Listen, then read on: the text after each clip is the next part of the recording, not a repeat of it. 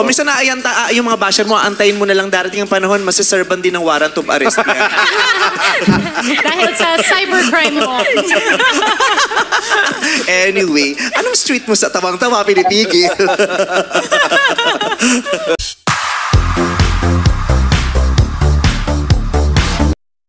Usap-usapan ngayon sa social media ang tila patama ng unkabogable star na si Vice Ganda sa veteranang showbiz columnist na si Christy Fermin. Sa isang episode ng It's Showtime, pabirong binitawan ni Vice ang mga katagang ikinatuwa at ikinatawa ng maraming netizens. Yung mga bashers mo, antayin mo na lang ang panahon na maserve-an din sila ng warrant of arrest.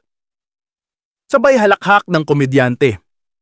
Agad na naging viral ang pahayag ni Vice Ganda at marami ang nakitang koneksyon nito sa issue.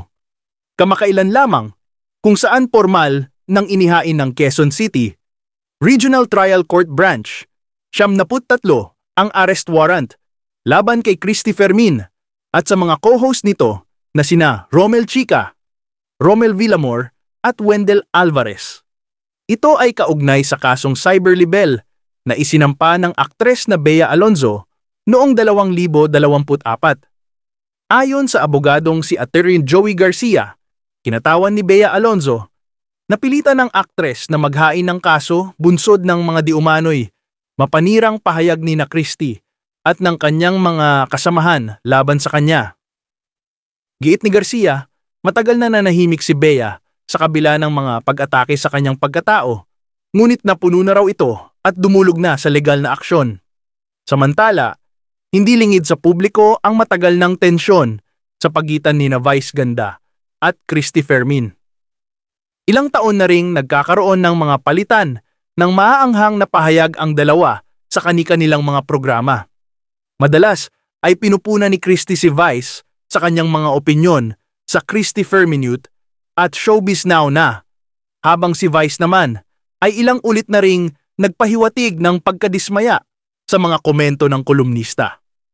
Dahil dito, marami sa mga taga-subaybay ang naniniwalang ang birong binitawan ni Vice sa It's Showtime ay may malalim na pinaguhugutan.